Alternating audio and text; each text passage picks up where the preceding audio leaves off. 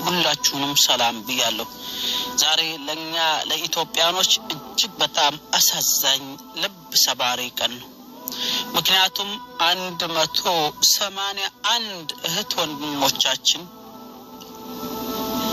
ከጅቡቲ ተነስተው ወደ የመን እየሄዱ በአራት ጀልባ ላይ ሁሉም ሰምጠዋል። ኢና ሊላሂ ወኢና ኢለይሂ ራጂዑን። ውድ ቤተሰቦች ከዚህ በላይ የሚያሳዝን ነገር አለ ብዬ አላምንም። ምክንያቱም ራሳቸውንም ቤተሰቦቻቸውንም አልፈው ሀገራቸውን ሊለውጡ ህገወጥ ቢሆንም ተሰደው ገንዘብ አግኝተው ካሉበት ህይወት ተለውጠው ወደ ሀገራቸው ለመመለስ አስበው ብዙዎቹ ተሰደዋል። ሌላ ነገር አይደለም፣ ደልቷቸው አይደለም በዚህ ባህር ላይ የሚመጡት። በዚህ ባህር ላይ መተው ለአሳ ነባሪ የሚሆኑት ሆኖም የአላህ ቀደር ሆኖ ዛሬ እጅግ በጣም አሳዛኝ ሌሊት አልፏል። ሁሉም ባህር ላይ ሰምጠዋል። ያ ብቻ አይደለም፣ ሙሉ መረጃውን አነብላችኋለሁ። የት እንደገቡ እንኳን አልታወቁም። የተወሰኑ ሲቀሩ ለወዳጅ ዘመዶቻቸው ቤተሰቦቻቸው በርግጥ መሞታቸውን እንኳን ምናልባት ቤተሰቦቻቸው ላይ ያውቁ ይችላል። ሁሉ ጊዜ ልጅ አደውልም ልጅ ጠፋች እያለኝ እምትጓጓ እናት ትኖራለች። ምክንያቱም እነዚህ ሰዎች ባህር ላይ ቀርተዋል። ግማሹ አሳ ነባሪ በላቸዋል። የተለያየ ነገር ያው ባህር ላይ ነው፣ መሃል ባህር ላይ ነው የገቡት። ከዚህ በላይ የሚያሳዝን ነገር የለም። ቢያንስ ቤተሰቦች ባይናቸው ስትሞት ቢያውቅ ለነሱም አንድ ተስፋ ነው፣ እርማቸውን ያወጣሉ ማለት ነው። ሆኖም የኛ እድላችን ኢትዮጵያኖች ግማሹ ባህር ላይ ግማሹ ባህር ላይ ግማሹ በጦርነት ብቻ መሞቻችን በጣም ብዙ ነው። ሞትም ደግሞ አሁን ሰዓት ተለመደ መሰለኝና ብዙ ሰው አይደነግጥም። ምናልባት ይሄን ቪዲዮ ሼር አድርጉትና እንደው አላህ እንደው ይሄን እንደው ስደት ቢያስቀርልን መላ አላህ ቢፈጥርልን። ለማንኛውም ውድ ቤተሰቦች እህት ወንድሞች እጣ ፋንታችን እንዲሆነው ቀረ። እንግዲህ የኛ ኢትዮጵያኖች በተለይ ወጣቱ ትውልድ እንደው እንደባከነ እንዲሁ ጣውረድ ምንም ሳያልፍለት ተንከራቶ የትም በረሃ ላይ ግማሹ በረሃ ላይ ይቀራል፣ ግማሹ ባህር ላይ ይቀራል፣ ግማሹ ደግሞ እንዳልሆነ ሆኖ ብቻ ህይወቱ በተለያየ አጋጣሚ ይሞታል፣ እንዲሁ ይቀራል። ህይወታችን በጣም ረክሷል። የእውነት እናውራታለን ኢትዮጵያኖች። ለማንኛውም የደረሰውን እጅግ በጣም አሳዛኝ መረጃ ለምብላችሁ። ቢያንስ ቤተሰቦቻቸው አውቀው እንኳን አርማቸውን ቢያወጡ ይሻል ነበር። ሆኖም እንግዲህ የኛ ኢትዮጵያኖች ስለሆነ እንደነው እድላችን።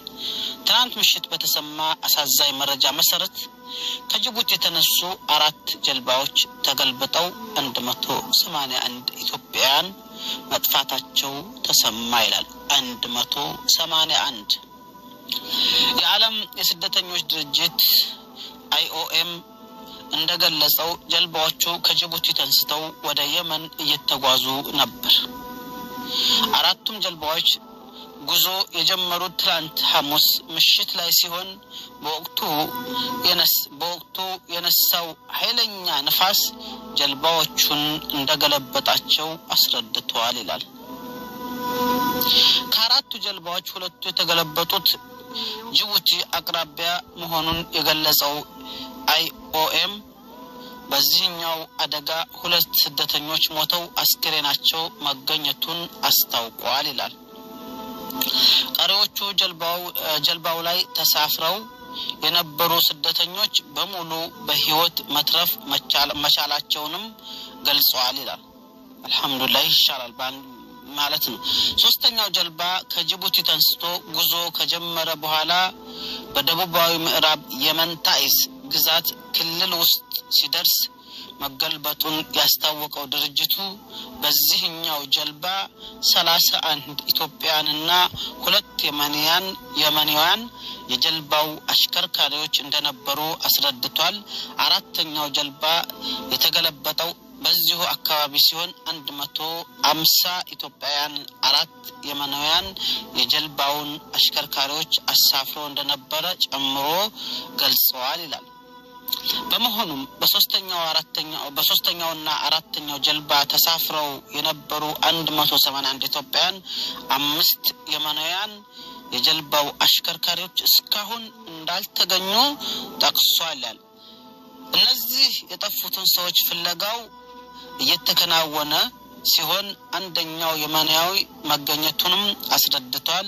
የአፍሪካ ቀንድ አካባቢ አገራት ዜጎች ወደ መካከለኛው ምስራቅ ለሚያደርጉት ፍልሰት ዋንኛ መተላለፊያቸው የመን ስትሆን በጅቡቲ በኩል የሚያደርገው በዚህ ጉዞ በየአመቱ በመቶ ሺህ የሚቆጠሩ ስደተኞች ሙከራ እንደሚያደርጉ ይገመታል ይላል።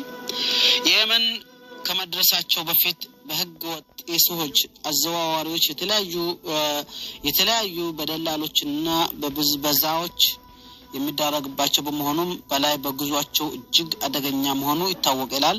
ለማንኛውም ውድ ቤተሰቦች የሁለቱ ጀልባ ላይ የነበሩ ሰዎች ሁለት ሰው ሲሞቱ ሁለቱ ጀልባ ላይ የነበሩ ሰዎች ከጅቡቲ ርቀው ወደ የመን ክልል ባህር ላይ ስለገቡ እስካሁን ድረስ አልተገኙም። ማለትም 150 ሰውና እንደገና 30 ማለት ነው። አንደኛው ሁለቱ ጀልባ ላይ ያሉት ትንሽ ናቸው፣ ብዙ ሰው አይደለምና 150 ሰው እስካሁን ድረስ ይሞቱ ይኑሩ አልተገኙም። የተገለበጡት ወደ የመን ክልል ውስጥ ባህር ላይ ነው ማለት ነው። ግማሹ ሞቷል፣ ግማሹ አሳነባሪ በልቶታል። ምናልባት የሚተርፍ ሊኖር ይችላል ቀዳው ያልደረሰ።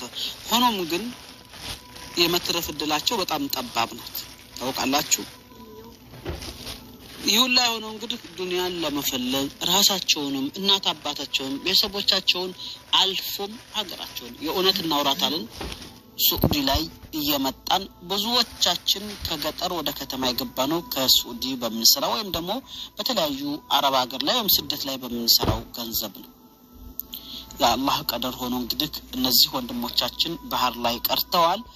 በርግጥ ታውን በኋላ እንኳን እንዲቀር አሁን